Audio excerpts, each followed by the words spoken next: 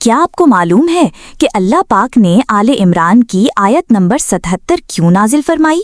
ان دو واقعات کی وجہ سے اللہ پاک نے آل عمران کی آیت نمبر 77 نازل فرمائی، ذرا سنیے۔ ان الذين يشترون بعهد الله وأيمانهم ثمنا قليلا أولئك لا خلاق لهم في الآخرة ولا يكلمهم الله ولا ينظر إليهم يوم القيامة ولا يزكيهم ولهم عذاب أليم۔ 77 ترجمہ، بے شک جو لوگ اللہ کے عہد اور اپنی قسموں کو تھوڑی سی قیمت کے عوض بیچ دیتے ہیں ان کا آخرت میں کوئی حصہ نہیں۔ اللہ قیامت کے دن نہ ان سے بات کرے گا، نہ ان کی طرف دیکھے گا اور نہ ان کو پاک کرے گا، بلکہ ان کو دردناک عذاب ہوگا۔ شان نزول، حضرت ابو وائل کہتے ہیں حضرت ابن مسعود نے کہا رسول اللہ صلی اللہ علیہ وسلم نے فرمایا، جس نے اس لیے قسم کھائی کہ اس کے ذریعہ اسی مسلم کا مال ہڑپ کر لے تو وہ اللہ تعالیٰ سے اس حال میں ملاقات کرے گا کہ اللہ اس پر غضبناک ہوگا۔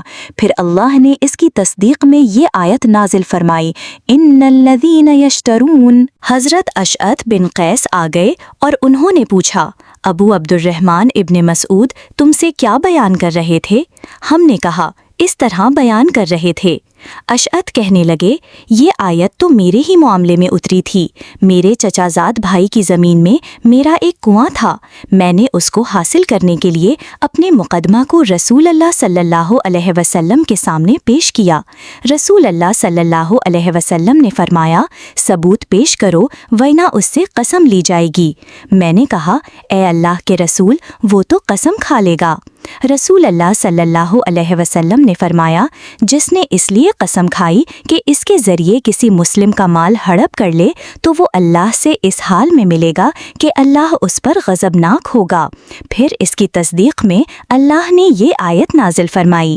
حضرت عبداللہ بن ابی اوفا کہتے ہیں، ایک شخص نے اپنا سامان تجارت بازار میں لا کر رکھا، پھر قسم کھا کر کہا کہ مجھے اس سامان کے اتنے روپیہ مل رہے تھے، حالانکہ اتنے روپیہ نہیں مل رہے تھے۔